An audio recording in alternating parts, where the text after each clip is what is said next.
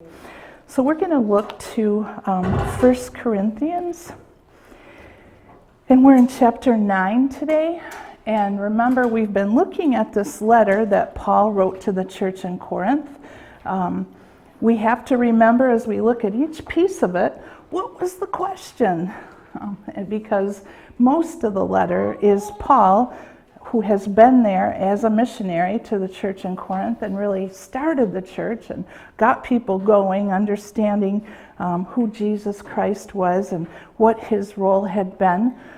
But he's no longer in Corinth, and he's heard from people that they're struggling, they're having some problems, that they have questions, and that they're really calling into question his authority as an apostle, his right to tell them what to do, his right to say, this is what God thinks. And so in chapter 9, Paul goes into those rights, and we'll talk about that next week. But today, first, we're going to look at a little chapter, chapter 8, that I'll just tell you, I thought about skipping this one because it's about food offered to idols. And I had on the PowerPoint a verse that I think is important from this chapter, and it has to do with knowledge. And I just want to remind you that the whole idea of gnosis, or knowledge, in the culture that Paul was writing to was very similar to what it is today. Who knows somebody who likes to just give you a piece of their mind, thinks they know better than you or anyone else how things go? And just think about how that comes across to you. Does it help you? Does it change you? No matter how great the argument is or how well said it is, does it change you in your heart to believe what they're thinking? Not usually. Usually we cannot argue people into things. So that idea of knowledge had been taken to such a level that it was admired, certainly, maybe even considered a requirement for someone like Paul. And as I read you this little piece of the letter about food offered to idols, keep in mind the idea that there were people there who were sort of making fun of, sort of putting down people who didn't understand some of the nature of what food offered to idols was, and they were using it as a way to be hurtful to them. So Paul says, 1 Corinthians chapter 8, now concerning food offered to idols, we know that all of us possess knowledge. This knowledge puffs up, but love builds up. If anyone imagines that he knows something, he does not yet know as he ought to know. But if anyone loves God, he's known by God. Therefore, as to the eating of food offered to idols, we know that an idol has no real existence, and that there is no God but one. For although there may be so-called gods in heaven or on earth, as indeed there are many gods and many lords, yet for us there is one God, the Father, from whom all things and for whom we exist, and one Lord Jesus Christ, through whom are all things and through whom we exist. However, not all possess this knowledge, but some, through their former association with idols, eat food as really offered to an idol, and their conscience, being weak, is defiled. Food will not commend us to God. We are no worse off if we do not eat, and no better off if we do. But take care that this right of yours does not somehow become a stumbling block to the weak. For if anyone sees you who have knowledge eating in an idol's temple, will he not be encouraged, if his conscience is weak, to eat food offered to idols? And so by your knowledge, this weak person is destroyed, the brother for whom Christ died. Thus, sinning against your brother and wounding your conscience when it is weak, you sin against Christ. Therefore, if food makes my brother stumble, I will never eat meat, lest I make my brother stumble. Now, just to give us a little historical background, just as I might go to Rumors, let's say, or Karen's, or I don't remember if Craven's, yeah, they are open on Sunday, a restaurant locally. I might go there and eat lunch, or I might go to McDonald's, or I might go somewhere public and eat lunch today. Just as I might do that, in Corinth, the temples to idols were public eating places.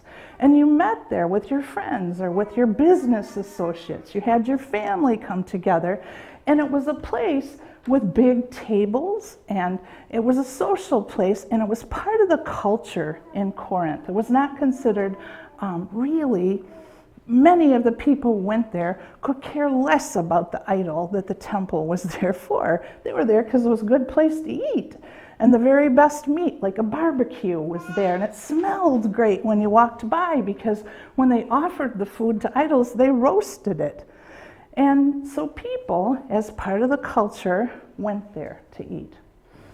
So Paul had come in and said, to people who didn't understand that, idols are nothing. They aren't really going to do anything for you. Don't worship gods of wood and stone and gold and brass, and don't worship those things. Worship Jesus, the living Christ, the one that God sent. That's who you should worship. So these people gave their hearts to Jesus, and they started being Christians, but they still lived in Corinth, where the thing to do was on Friday night was to go down to the temple, to the idols, and have barbecue. Well, can you understand why they would want to do that? And they were saying, some of the people in the church were saying, well, we know that idols are nothing. They're nothing. We serve God alone. We're not there because we're worshiping these idols. We're there because it's a good place to eat, a good place to hang out, a good place to meet friends. And so they had asked Paul, so what about this? Their church was divided. Half of the people said, I would never go to that place. I'm never going to go to a temple, to an idol, and sit there and eat like I'm honoring that idol. About half of the people thought that. And they thought it would actually maybe hurt them, because there was some idea that eating this meat sacrificed to the idol caused the god that was represented by that statue to give you strength, or give you power, or give you knowledge, or give you wisdom, or give you health. And so there was this little sense of, no one could quite prove that, but they kind of thought that that's really why you went there and ate. Another reason that they went and ate is you paid money. You had to pay money. So just like we have an offering and we say, bring up your offering if you want to give something to God. Well, the way they raised money, one of the ways, was to sell this meat offered to idols. And people were happy to buy it. It was already cooked for them. It tasted really good. And so another thing you were doing when you went to the temple where they were roasting the meat to idols, you supported that false god. Now later, and I'm not going to say much about this because we're going to get to that section and then I'll have given away the punchline, but later in the same letter, Paul reminds people that really kind of sort of those idols represent an evil spirit, a demonic power possibly, and so you might possibly be bringing that bad influence into your life. So there are many reasons that you might say, no, people should not eat. If they're Christians, they should not eat at these places. But think of it, you work somewhere and you're having your team meeting this week. We're going to go down to the temple of whoever and have lunch together. And you say, sorry, boss, I can't go because I don't go to those temples, to idols. And just as we have dilemmas like that today, to say, well, really, can I just go there for my work meeting? And people are saying, it's dumb. I'm not worshiping that idol. I love God. I have knowledge. I understand this issue well, and it does not hurt me, and I'm going to go. But then there were people who really and truly in their hearts were worshiping those idols. I'm talking not pretending, but they really believed before they were Christians that the idols were God. And so they'd been sincere in their faith in these idols, and they could not go back to the temple just for a lighthearted, fun meal. When they went and ate the meat, it always reminded them of that time. And it actually kind of tugged at their heart and made them feel guilty, like they were being unfaithful to Jesus Christ. So Paul says, whether you eat at this idol's temple or whether you eat the meat, let's say you just say, I'm going to take it out. I'm not going to eat it in the temple. I'll just take it home and eat it. So that's really neither here nor there. That's not going to offend God Almighty. It's not going to give you any special power. It's not good. It's not bad. It's nothing. What the real issue, he says, is that it's not about knowledge. If you think you know something, you're the know-it-all, you probably don't know as much as you think. And none of us can really pretend to understand everything there is about anything. We can't really know everything there is to know about God. We can spend every day, all day, studying our Bibles, sitting on the top of a mountain, push out the rest of the world. We know everything. We've memorized every important verse. We still won't know everything. If we love God, though, and say, my first focus is loving God and letting Him work through my life, He can fix things that we don't even understand or know. He can give us love for people that we don't even like very much. He can help us in situations that make us feel ashamed or afraid that really should not have any power over us. They can't take away what we've committed to God, but they can sure make us feel bad or ashamed, or can make memories come back, can make powerful situations that are really nothing between us and God. So Paul said, the real key is loving your brother. He's reminding them that this week, or they call the week because they don't have this great knowledge that I have, that it really doesn't hurt them to eat at the temple where they sacrifice the meat. He's saying, this weak brother for whom Christ died, just like you, important enough for Christ to give his life for, you have just destroyed that person. And there are many ways that you can destroy a person today as well. Our life, the part of it that is visible, the part of it that's seen, whether that's in Hudson or on Facebook or at work or wherever you are, our life is a constant testimony, whether you say a word about it or not, to who our Lord is.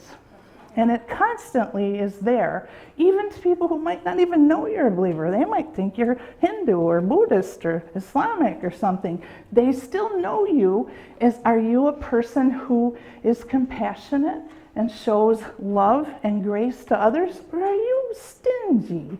Are you selfish?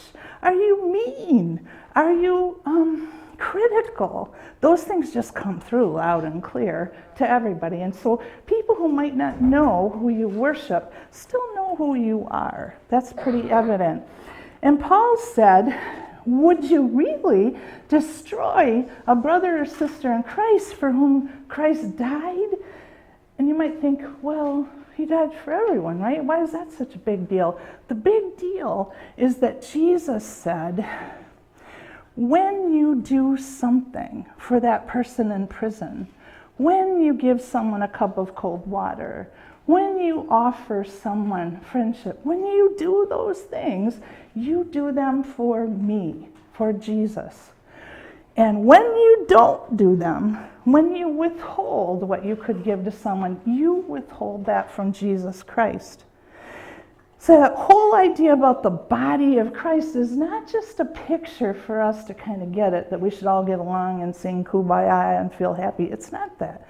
It's literally, you are the body of Christ if you call Jesus Lord. It doesn't matter if you worship here, or you worship in Sacred Heart, or you worship at Bethany, or you worship at the Thornhill Baptist. It doesn't matter where you worship. If you call Jesus Lord, you are part of the body of Christ. And when you offend or hurt or let down or disrespect or put down a brother or sister in Christ, it's like you're stabbing a big thorn right in the eye or the belly or something of the body of Christ. Jesus is the head of that body, and he cares about everybody who's part of that body. So Paul was saying the big deal here is love. Love is a fruit of the Spirit. And we know that, but we forget that we can't just drum up really good love. We can't just try really, really hard to love someone that we don't even like very much. We can't do that. That's a fruit of the Spirit. That's something we get when we say, I surrender all. I let you be in charge of my life, God.